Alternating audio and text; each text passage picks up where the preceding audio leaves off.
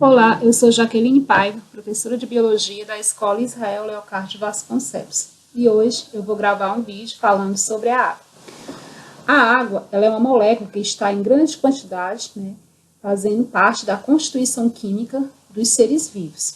Ela também se encontra em abundância na natureza, formando aí os lençóis freáticos, presente em açudes, rios, mares. E essa molécula, como nós sabemos, ela é constituída por um átomo de oxigênio e 2 átomos de hidrogênio. A ligação entre esses elementos químicos se dá por meio de ligação covalente, em que há o compartilhamento de elétrons. A molécula de água, ela é considerada polar, pois ela possui cargas negativas e cargas positivas. As cargas negativas se concentram no átomo de oxigênio, enquanto as cargas positivas se concentram nos átomos de hidrogênio. A união entre esses átomos faz com que a molécula de água ela tenha uma estrutura que forma um ângulo de 104,5 graus. A molécula de água ela pode se ligar a 4 outras moléculas de água. Uma molécula se liga a 4 outras moléculas. A ligação dessa molécula de água a outras moléculas de água se dão por meios de ligação de hidrogênio, que eram chamadas de pontes de hidrogênio. E sempre essa ligação entre essas pontes de hidrogênio, essas ligações de hidrogênio, se dá entre as cargas negativas e positivas. A molécula de água ela é um nutriente mais abundante na constituição química dos seres vivos. Por exemplo, nas células dos vegetais, o nutriente em maior abundância vai ser a água, depois vem os carboidratos. Já nas células dos animais, em primeiro lugar o nutriente vem sendo em maior abundância a água, depois vem as proteínas. A água também sofre influência da temperatura. E isso é bem perceptível. Quando a gente fala em mudança de estado físico da matéria, a gente utiliza como exemplo a água, Pois a água, quando está numa temperatura abaixo de 0 graus, ela se encontra no estado sólido, suas moléculas estão bastante unidas. Quando ela ganha calor, que ela atinge uma temperatura de 0 grau, ela entra no ponto de fusão e começa a derreter. E quanto mais calor essa água ganha, ela vai passar para o estado líquido, em que essas moléculas de água se encontram juntas, mas não tão unidas como anteriormente no estado sólido. E quanto mais calor a água ganha, ela pode chegar a uma temperatura de 100 graus Celsius, e chegando a essa temperatura, ela vai passar para o estado gasoso, e essas moléculas elas vão estar muito espalhadas, distante umas das outras.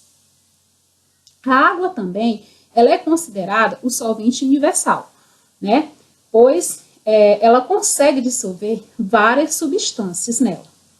Em uma solução, a água é considerada o solvente e as substâncias que são dissolvidas por ela são consideradas o soluto. Então, nas células, as substâncias consideradas soluto entram vitaminas, aminoácidos, carboidratos. Todas essas substâncias são dissolvidas pela água. A gente também chama as substâncias que têm afinidade com a água de hidrofílica. E a gente pode citar um exemplo de substâncias hidrofílicas, no caso do sal de cozinha, do açúcar.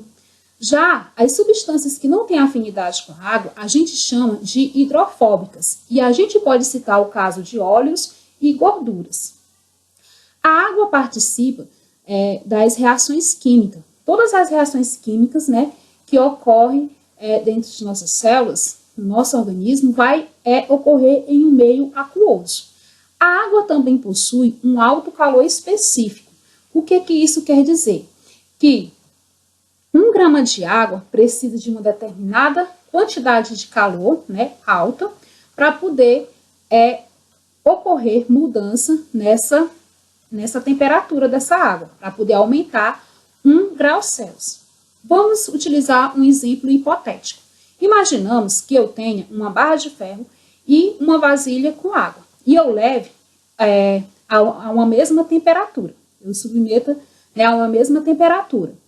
A gente vai perceber que o ferro vai esquentar primeiro. Por quê? Porque o ferro ele tem, né, um baixo calor específico. Já a água vai demorar mais tempo para poder ganhar calor, devido ela possuir essa característica de alto calor específico. A água também possui uma outra característica, que é a tensão superficial. E essa característica, ela também é bem perceptível no nosso cotidiano. Em ambientes, né, onde tem grande quantidade de águas, por exemplo, açudes, a gente observa que a água forma uma película, que até alguns insetos, né, pode ficar em cima dessa camada de água, dessa película, né? Outro exemplo também é a questão, né, da formação da gota de orvalho em cima das folhas. E essa tensão superficial se dá devido à água ser coesa, ela ter coesão. E o que é que vem ser coesão? É a forte união que existe entre as moléculas de água através das ligações de hidrogênio, das pontes de hidrogênio. Então, essas ligações de hidrogênio entre as moléculas de água são bastante fortes, que faz com que ela seja coesa, né? Ela tenha alguma estrutura. Aliás, ela forma uma estrutura. A água também tem outra característica, que é a capilaridade. A capilaridade se refere, né, a essa característica da água, dela conseguir se aderir, se espalhar em tubos, né, em espaços muito estreitos. E essa capilaridade se deve à coesão que a água possui e também à adesão.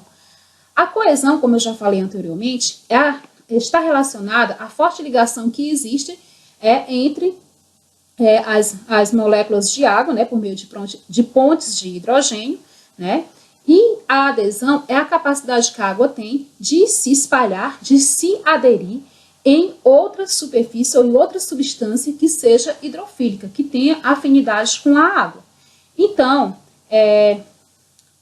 quando uma molécula de água, né, sobe num tubo fino, né, num espaço estreito, ela sobe e vai puxando as outras, porque devido a ela ser coesa, as moléculas de água, né, elas têm uma forte ligação e uma sobe e vai puxando as demais. Por isso que ela vai também ajudando aí ela a se espalhar rápido.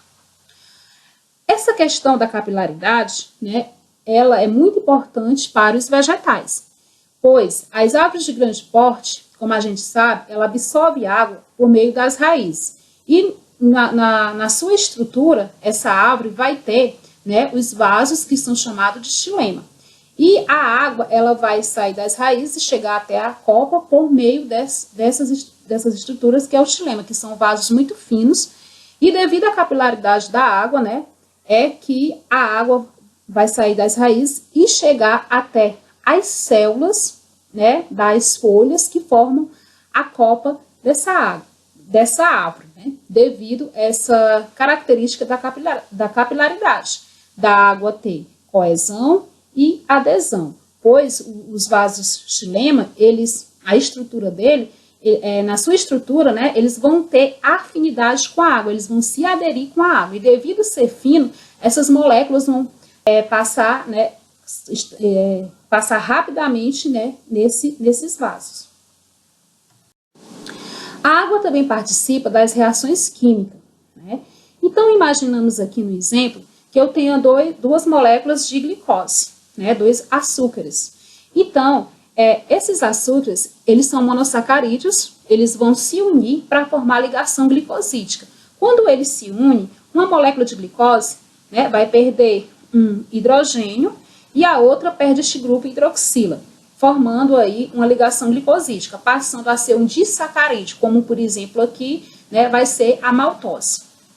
Ou seja, toda vez que ocorre a formação, a união entre dois monossacarídeos, né, no caso aqui glicose, para formar a ligação glicosídica, ocorre a formação de uma molécula de água. E essa reação, né, a gente chama de condensação ou síntese de desidratação. O oposto também pode ocorrer. Imaginamos que eu tenho aqui, né, um disacarídeo que, no caso, né, vai ser a maltose, que vai ser formada aí por 2 moléculas de glicose, ligadas por meio de ligação glicosídica. E aí, além de eu ter a enzima, a maltase, para quebrar essa ligação, eu tenho também que ter água, porque é a água que vai fornecer, né, o hidrogênio e o grupo hidroxila, que é o oxigênio e o hidrogênio, a essas moléculas. Então, quando isso ocorre, eu chamo essa reação de hidrólise, que é a quebra de uma molécula, de uma ligação, por meio, né, da água. A água também, ela varia, né, em quantidade, em percentual no nosso organismo, né, de acordo com a nossa idade. Um recém-nascido, por exemplo, ele vai ter na sua composição, né, química cerca de 99% de água. Já na fase adulta, a pessoa tem cerca de 60% de água. E quando chega à velhice, essa pessoa pode ter 50% de água no organismo ou até menos. A água também varia, né, conforme as espécies. A água viva possui na sua constituição química, né, cerca de 99%. Já os fungos filamentosos, como por exemplo o cogumelo, vai ter em torno de 85%. E os cereais já vai ter uma queda bem reduzida, chegando a 13% a 10% ou menor ainda. Quanto mais seco for, desidratado for esse cereal, menos água ele vai ter na sua constituição química. Então, gente, era isso e bons estudos a todos.